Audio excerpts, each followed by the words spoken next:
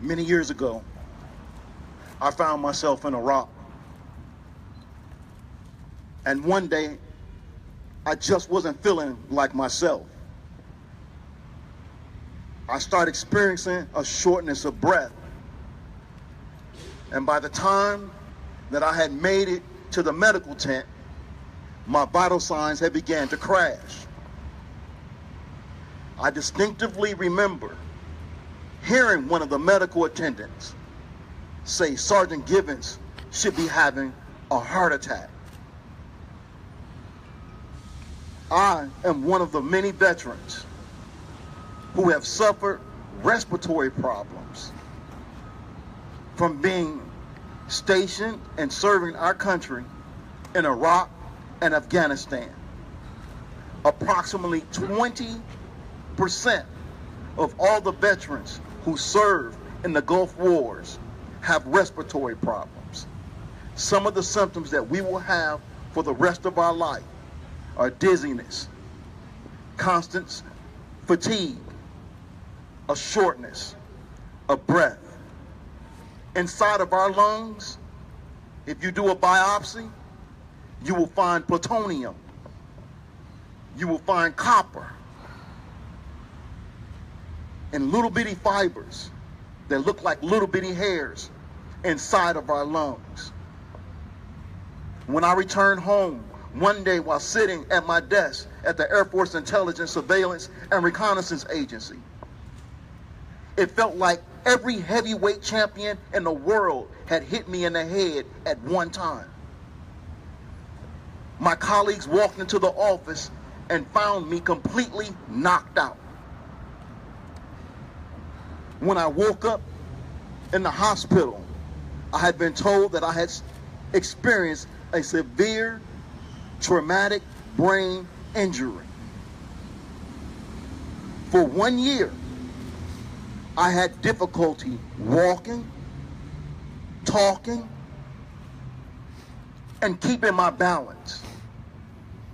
But one of the most damaging things that has happened to me is that now I have a very significant loss of hearing. The injuries that we vets occur while being in war are injuries that will be with us for a lifetime. As Chuck mentioned ahead, that my grandfather served in World War II, and my other grandfather served in the Korean War, and that my father served in Vietnam. During the closing days of my grandfather's life, both of them needed Medicaid. Sometimes the benefits that we receive from the VA will not always cover all of the things that we really need when we are in the hospital. And I know one day that my father and I will both need to depend on Medicaid as we grow older.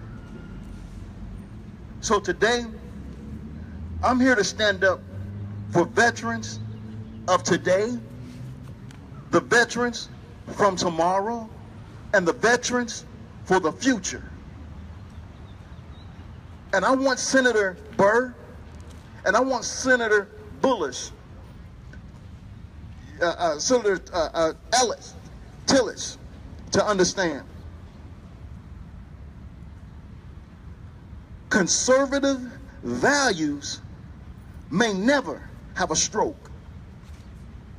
Conservative values may never have a heart attack.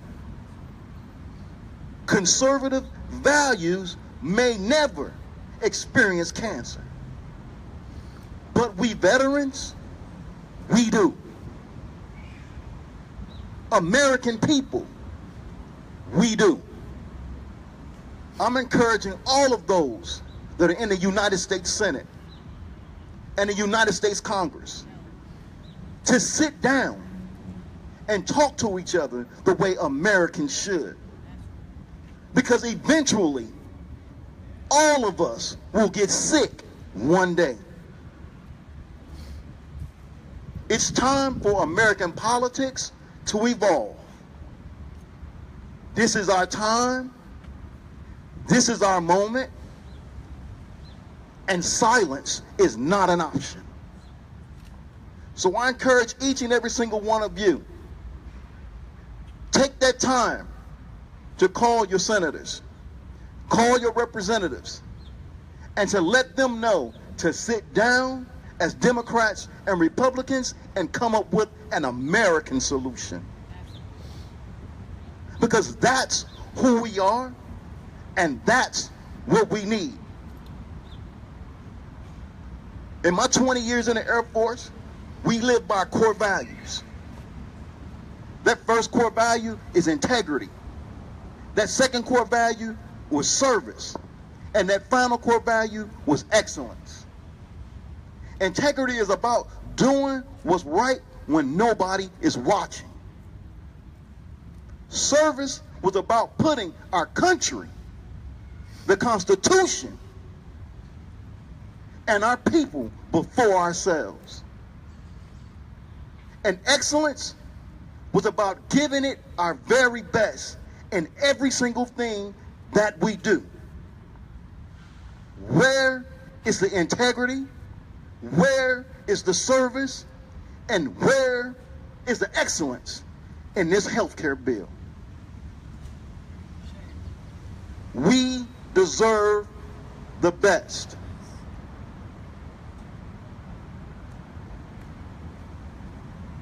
In closing,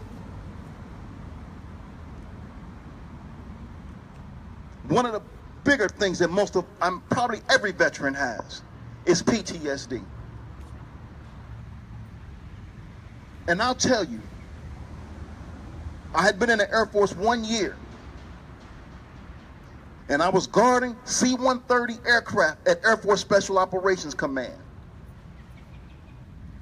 And lightning struck one of the aircraft as one of the airmen was changing a tire. He died, and several others were injured. I was on the flight line that day, and I wasn't in Afghanistan. I wasn't in Iraq. I was right here at home. And that was the first time that I ever had to apply CPR towards anyone in my life. And every single day that it storms, that it rains, when I hear that thunder and when I hear that lightning, I think of my comrades. 25 years old, just like I was. Recently married, had my first baby. He died, but I survived. Let's get this healthcare bill right, because veterans and all American citizens require the absolute best.